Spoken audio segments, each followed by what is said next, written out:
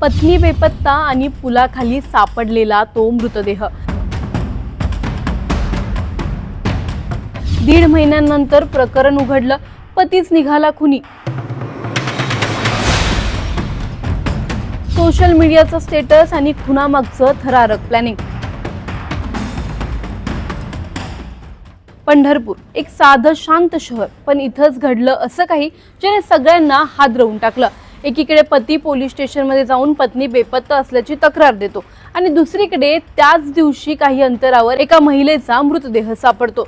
सुरुवातीला दोन्ही घटनांचा काही संबंध नसल्यासारखं वाटतं, पण जसजसा तपास पुढे सरकतो तसे तसे एक एक थर उलगडत जातात आणि शेवटी समोर येतं एक असं सत्य ज्यावर विश्वास ठेवणंही कठीण होतं।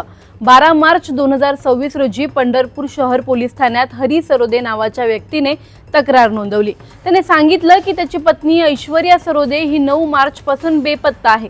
पोलिसांनी तत्काळ शोध मोहीम सुरू केली, पथकं तयार करण्यात आली आणि ऐश्वर्याचा शोध घेण्यासाठी वेगवेगळ्या ठिकाणी तपास सुरू झाला।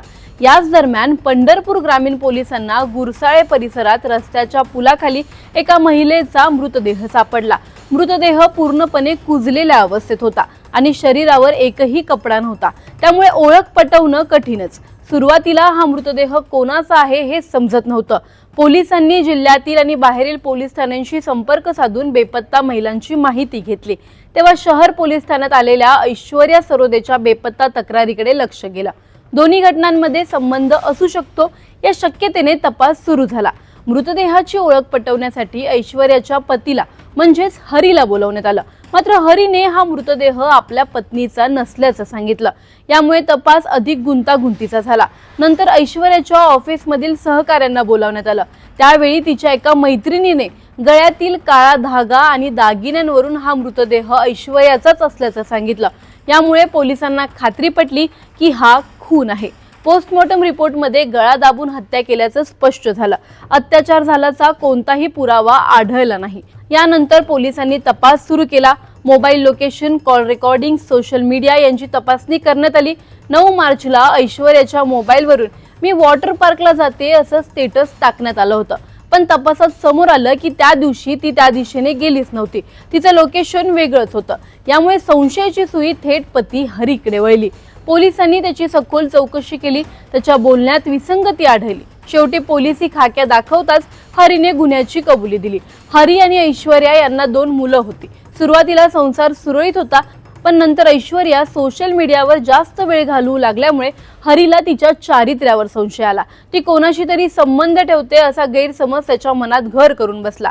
या संशयातून 9 मार्चला त्याने घरीच ऐश्वर्याचा गळा दाबून खून केला। मुलांना कळू नये म्हणून मृतदेह एक दिवस घरात लपवून ठेवला। नंतर तो एका ठिकाणी नेऊन पुरला, पण पुरेसं वाटत नसल्याने दुसऱ्या दिवशी मृतदेह बाहेर काढला, कपडे काढून टाकले आणि पोत्यात भरून गुरसाळे येथील पुलाखाली फेकून दिला। मृतदेह ओळखू येऊ नये म्हणून त्याने हा सगळा प्लॅन केला।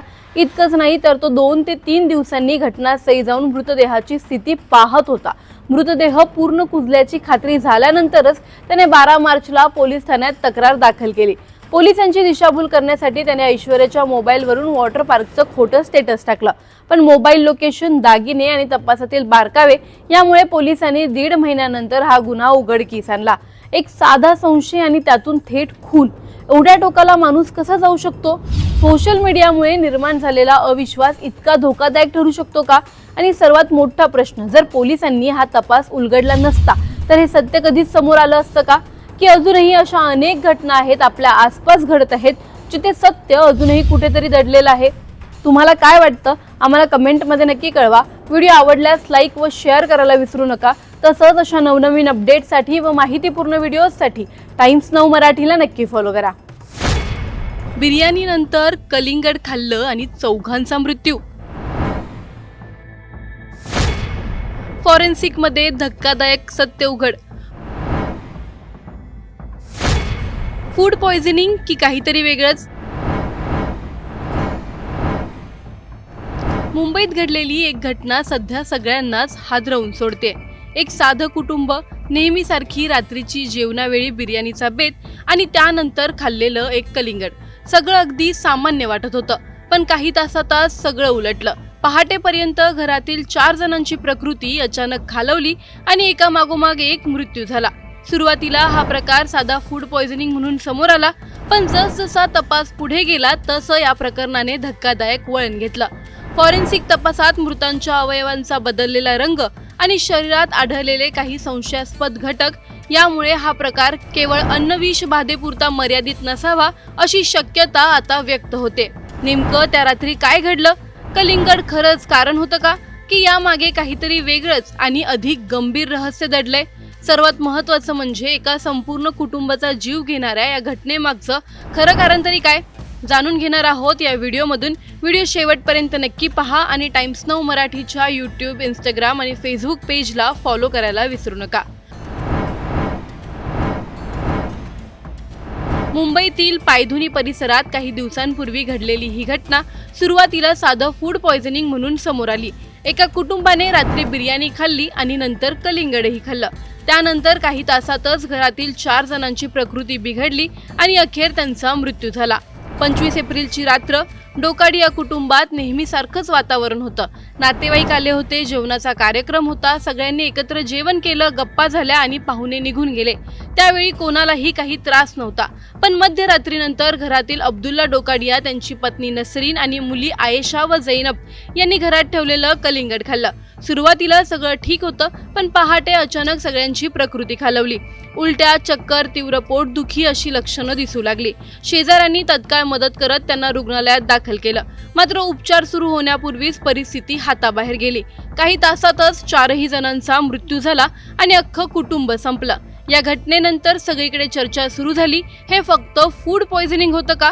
कारण बिर्याणी सगळ्यांनी खाल्ली होती, पण त्रास फक्त कलिंगड खाल्लेल्यांनाच झाला। त्यामुळे संशय थेट त्या कलिंगडावर गेला। पोलिसांनी तपास सुरू केला, पण काही दिवसानंतर समोर आलेल्या फॉरेन्सिक अहवालाने सगळं चित्रच बदललं। मृतांच्या शरीरातील काही महत्त्वाच्या अवयवांचा रंग हिरवट झाल्याचं आढळलं। डॉक्टरांच्या मते साध्या फूड पॉयझनिंगमध्ये असा बदल सहसा दिसत नाही। याच दरम्यान आणखी एक धक्कादायक माहिती समोर आली। अब्दुल डोकाडिया यांच्या शरीरात मॉर्फिन सारखं शक्तिशाली औषध आढळलं। हे औषध साधारणपणे गंभीर वेदना कमी करण्यासाठी वापरलं जातं आणि ते डॉक्टरांच्या सल्ल्याशिवाय मिळणं कठीण असतं। मग प्रश्न असा उभा राहतो की हे औषध त्यांच्या शरीरात आलंच कसं? जर हा प्रकार फक्त फूड पॉयझनिंगचा असेल तर मॉर्फिनचा संबंध काय? या दोन गोष्टींमुळे अवयवांचा बदललेला रंग आणि मॉर्फिनची उपस्थिती यामुळे तपासाची दिशा पूर्णपणे बदलली आहे। आता केवळ अन्न नाही तर कोणतं विषारी रसायन किंवा बाह्य घटक यात मिसळला होता का याचाही शोध घेतला जातोय। अन्न आणि औषध प्रशासनाने घरातून बिर्याणी, कलिंगड, पाणी, भात, चिकन, मसाले अशा अनेक वस्तूंचे नमुने जप्त करून तपासासाठी पाठवले आहेत। त्याचबरोबर पोलिसांनी मोबाईल फोन, कॉल रेकॉर्ड्स आणि इतर माहितीही तपासायला सुरुवात केली आहे। सध्या या प्रकरणात 2 शक्यता समोर येत आहेत, एक म्हणजे साधं फूड पॉयझनिंग आणि दुसरी काहीतरी गंभीर नियोजित किंवा विषारी घटकांमुळे झालेला हा प्रकार। मात्र याचं खरं उत्तर आता अंतिम फॉरेन्सिक अहवाल आल्यानंतरच स्पष्ट होणार आहे, पण तोपर्यंत काही प्रश्न कायम आहेत। हा प्रकार खरंच फक्त फूड पॉयझनिंग होता का? शरीरात मॉर्फिन कसं पोहोचलं आणि या घटनेमागे आणखी काही मोठं कारण दडलंय का? या सगळ्या प्रश्नांची उत्तरं मिळणं अजून बाकी आहे। तुम्हाला काय वाटतं? ही साधी घटना आहे की काहीतरी मोठं रहस्य? कमेंटमध्ये नक्की सांगा आणि चॅनलला फॉलो आणि सबस्क्राईब करायला विसरू नका।